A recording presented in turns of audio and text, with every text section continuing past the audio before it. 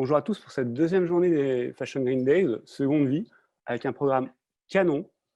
J'espère que vous allez rester avec nous toute la journée et on va commencer tout de suite avec Marie-Laure. Comment ça va Marie-Laure? Eh bien, ça va très très bien, merci. J'espère que tout le monde va bien et bonjour à toutes et à tous. Parfait. Est-ce que tu pourrais te présenter, nous dire un petit peu qui tu es?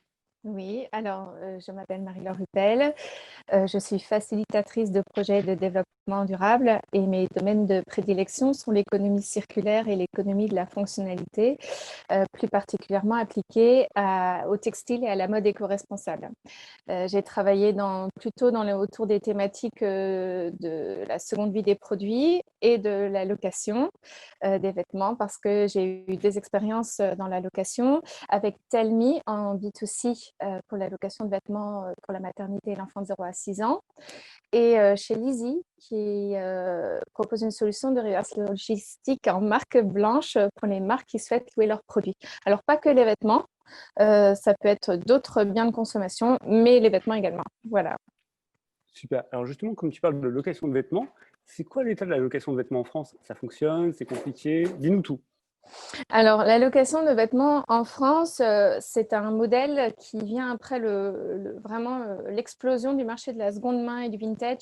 On en parlait hier beaucoup, ça a vraiment le vent en poupe et ça cartonne. La location, c'est quelque chose qui est plus difficile encore à ancrer dans les mœurs et les habitudes de consommation. Néanmoins, on voit émerger beaucoup de petites startups qui proposent essentiellement pour la femme de la location de vêtements ou pour l'enfant. Parce que ça fait vraiment sens pour l'enfant qui grandit et qui garde peu de temps le vêtement dans son armoire, et bien de le louer le temps qu'il en a besoin et que ce vêtement ensuite profite à tous. Pareil pour la maternité, l'allaitement, ce sont des vêtements qui restent très peu de temps dans une vie et ça fait sens finalement de mutualiser en quelque sorte le produit, allonger sa durée de vie. C'est une autre manière de consommer en se faisant plaisir et voilà, que le vêtement réponde à ses envies du moment également. Super, parfait. Alors pour les gens qui nous regardent, vous pouvez nous poser des questions directement dans le chat en bas et on se fera un plaisir, surtout Marie-Laure, de répondre, hein, parce que moi sur la location, voilà. Marie-Laure, moi, imaginons, je suis une marque de vêtements. Comment je fais pour mettre en place un système de location? Raconte-nous tout. Alors effectivement, pour une marque, ce n'est vraiment pas simple de mettre en place un système de location puisque c'est une logique et des rouages qui sont très différents du retail classique. Ça demande aussi de l'investissement en termes de logistique. Encore une fois, la logique est très différente. Donc, pour parler de mon expérience chez Lizzie, on fait d'abord des workshops pour présenter à la marque ce que c'est le marché de la location, lui donner une meilleure compréhension des ficelles de ce mode de retail finalement. Et développer la créativité, vraiment faire émerger des idées autour de ce que la marque pourrait proposer à sa clientèle. Il y a aussi tous les aspects marketing à bien cadrer, bien guider pour qu'on s'adresse bien à la bonne cible parce que tout type de consommateur n'est pas forcément une cible vraiment indiquée pour la location. C'est encore une réalité. Tout le monde ne serait pas candidat à la location. Ensuite, il Alors, y a… Oui, excuse-moi, comme tu parles en fait de consommateur, c'est oui. quoi le consommateur type de la location de vêtements? Alors, ce sont des personnes soit qui ont un besoin très étroitement lié à la consommation, à ce type de consommation. Alors, si je prends l'exemple des clients que j'ai suivis, comme par exemple Quechua ou Forclaz, qui proposaient du matériel de camping et de trekking à la location. Donc là, on sort un peu du vêtement, mais Ouais. ce sont il y a des similarités. Donc, le camping, ça fait pas vraiment sens d'acheter une tente familiale, des sacs de couchage, des matelas, plus le réchaud et tout ce qui va avec l'expérience de camping, juste pour 2-3 jours de camping, par exemple. C'est un budget énorme, ça doit répondre donc à un besoin, des contraintes budgétaires. Et donc, déjà, rien que ça, c'est super intéressant pour le client. Donc, effectivement, là, il y a un besoin et des contraintes économiques fortes qui font que, clairement, ça fait tilt dans l'esprit du consommateur. Mmh. Après, ça peut répondre à des besoins qui vont allier les valeurs du consommateur et son besoin aussi de plaisir, tout simplement. Si je prends SKFK, anciennement Skunk Funk, on avait des clientes très, très fidèles parce qu'elles appréciaient le look et aussi toute la part de service qui allait avec, c'est-à-dire les looks proposés, l'envoi régulier de vêtements qui correspondent aux saisons et aux envies du moment de la consommatrice. Et elle peut allier ses valeurs finalement à ses envies stylistiques. Donc là, pareil, c'est tout à fait la bonne candidate à la location.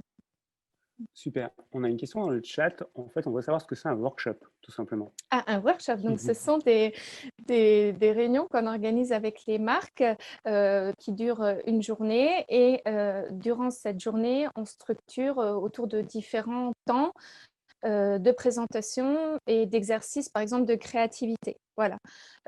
Donc, ça amène la marque déjà à déblayer un petit peu, défricher, lever les idées reçues, orienter, guider. C'est vraiment une première étape pour plonger dans l'univers de la location et faire émerger les premières pistes de réflexion qui vont nous permettre ensuite de construire l'offre de location. Super. Aujourd'hui, on est en pleine crise du coronavirus et effectivement, il y a des problèmes pour laver le vêtement. Et donc, j'imagine que pour la location, c'est encore plus complexe. Quelles recommandations tu peux donner aux marques qui veulent mettre en place un service de location dans un contexte si compliqué? Alors effectivement, le coronavirus a bouleversé tout le monde sur tous les plans. Et pour la location, typiquement, qui fonctionne en général en e-commerce, on a peu de showrooms finalement qui proposent la location et encore moins en dehors de la région parisienne. Donc, ce qui a impacté fortement ce type de retail, comme le retail classique, hein, d'ailleurs, c'est la logistique. Les transporteurs qui ont été surchargés pendant un temps, même si maintenant ça commence à se réguler. Mais tu parlais de l'hygiène, c'est dans le traitement des retours. Donc, tout ce qui va concerner les techniques industrielles de pressing et de garantie d'hygiène. Donc là, déjà, sur les sites Internet, sur la plupart des sites, on voyait mentionner le bandeau que les produits étaient garantis, désinfectés ou traités selon des techniques des procédés industriels. Et ce qui est intéressant actuellement, c'est que les marques peuvent acheter des machines à ozone, de lavage à ozone, qui, à basse température, peuvent détruire les virus, les champignons et les bactéries. Donc, on a un procédé très efficace et qui limite son impact environnemental puisqu'on n'a pas besoin de chauffer particulièrement, c'est à basse température. Donc, c'est vraiment gagnant-gagnant, quoi. Super, hyper intéressant. Lors de la préparation de notre talk, en fait, tu as évoqué le business model de la location, qui est Oui. très particulier. Est-ce que tu pourrais nous en parler un petit peu, notamment sur le taux de marge, des choses comme ça? Alors, effectivement, on est dans une logique différente du retail classique, puisque lorsqu'on vend un vêtement, on se fait une seule fois une marge et puis c'est fini. Voilà, le produit est parti, on ne gagne plus rien sur ce produit. Lorsque on loue le vêtement, on va générer une marge peut-être un petit peu plus faible par location, mais on espère pouvoir renouveler la location plusieurs fois, donc on a plusieurs fois une marge. Donc on est dans une logique vraiment différente puisque pour que le produit soit de plus en plus rentable, il faut qu'il soit loué de plus en plus longtemps, donc il faut qu'il soit durable dans le temps, qu'il résiste au cycle de location. Et donc là, il y a des vrais enjeux de qualité du produit et voire même d'éco-conception du produit. Parce que entre chaque cycle de location, il faudrait qu'il soit facilement réparable si besoin et qu'il aussi ne soit pas trop rapidement défraîchi avec les différents lavages, etc. Donc là, on voit que on est dans une logique hyper éco-responsable puisqu'il faut que le bien soit durable pour être rentable. Voilà. Super. Alors, justement, en fait, est-ce que tu pourrais nous parler de la typologie de produits sur la location? Là, tu parlais, par exemple, sur le camping, avec un effet de saisonnalité. Est-ce que c'est Tout à fait. plutôt effectivement des accessoires, plutôt des manteaux, des chemises? Est-ce que toi, tu as des données par rapport à ça, en fait? Sur les vêtements, alors ce qu'on trouve sur le marché, la plupart du temps, ce sont des vêtements effectivement pour des occasions ou des saisonnalités.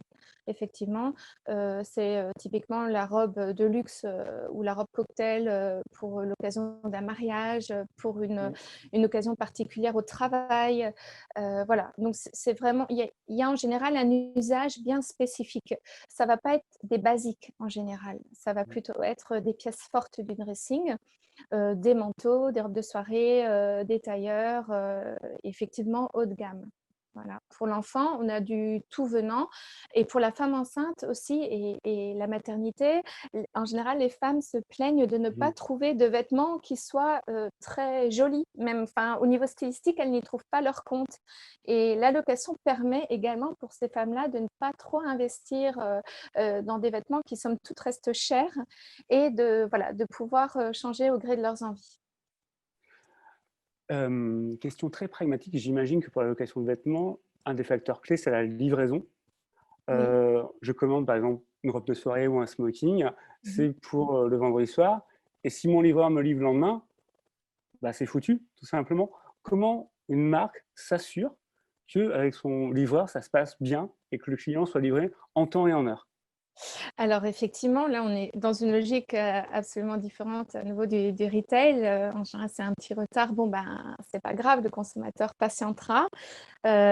Effectivement, lorsqu'on loue pour du date-à-date, là, il faut vraiment que l'entreprise soit réactive et qu'elle prévoie ce type de désagrément. Avec le Covid, je l'ai touché du doigt tout à l'heure, les transporteurs étaient surchargés. Et ça a pu occasionner des retards. Et à ce moment-là, la marque doit pouvoir, dans la gestion de ses commandes, être hyper agile et souple et prévoir des délais supplémentaires. Ou avoir un SAV de choc qui peut J'imagine. tout à fait solutionner le problème, être constamment en rapport avec les transporteurs et trouver des solutions de repli hyper efficaces. Et je me souviens avoir dû faire pas mal de pirouettes au temps de Lizzie pour ça. Super. On a une question de Renard qui demande en fait la type de machine pour nettoyer les vêtements à l'ozone. Ça s'appelle comment? Où est-ce qu'on peut trouver ça? Alors là, j'aurais des difficultés à répondre parce que je n'ai pas été chargée de l'achat et de l'acheminement de cette machine. Alors, on trouve ce type de machine notamment dans les maisons de retraite. Il doit y avoir des grossistes ou des sociétés qui déjà vendent dans tous les milieux où il y a un besoin assez strict d'hygiène, les hôpitaux, les maisons de retraite, ce type d'établissement. Super. On va prendre 2-3 Ou les questions. les blanchisseries industrielles également. Hein. Oui, oui. Super.